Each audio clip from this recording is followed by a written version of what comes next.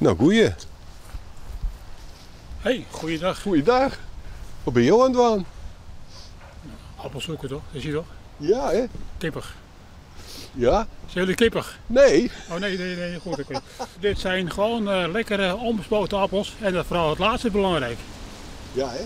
Ja, in de supermarkt koop je prachtige appels en wat er verderop zit, twijfelig. Ja, dit is onbespoten. Dus, ja, en er zit inderdaad er wel eens af en toe vreterij in. Nou, dat snij je weg. En goed eten. Ja, hè? Ja. Nou, en toch heel dit vaker? Ik wel. Nou nee, ik heb zelf thuis appelbomen, maar dit jaar was het gewoon een hele slechte oogst. Ja. En hier hangt nog wat. En dit is gewoon lekker en het kost niks. En onbespoten, heel belangrijk. Dat is het belangrijkste. Ja. Ja. Ja. Ja, geld genoeg. Dus daar gaat het niet om. Nee. Nee. Iedereen van het dorp kan gewoon hier appeltjes helien. Ja, iedereen. Alleen ik denk dat daar een vorm van schaamte is of wat andere toestanden dat men toch hier te weinig komt plukken of komt halen. Ja, Dat is zonde, toch? Wat zeg je? Dat is zonde. Ik denk het wel. Ja. Jawel, maar generen hè? Ja. Daar heb je ook geen les van. Nee. En je komt er je tijd wel terug, zeg maar, de vrije tijd die je nou hebt. Jawel, ja. Ja, dat is heel belangrijk. Als je inderdaad gaat vervelen, ga je dood. Ja, dat bent nog maar net, hè?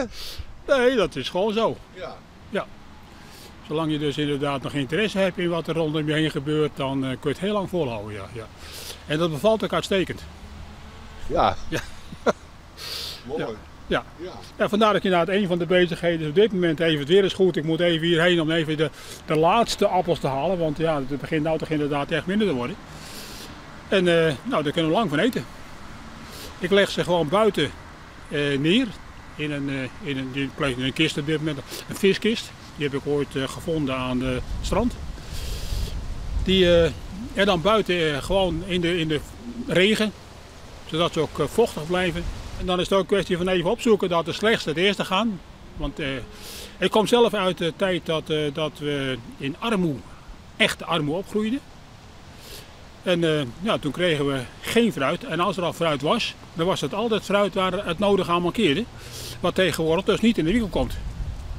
Nee, dat wordt er gedonderd. Dat mankeert niks aan, de rottigheid snijden we weg en de rest kun je opeten. Nou, dat heb ik inderdaad geleerd en doe ik nog altijd. Mooi toch? Ja. Nou, ik zou zeggen nog een hele mooie dag. Ja, dank u wel.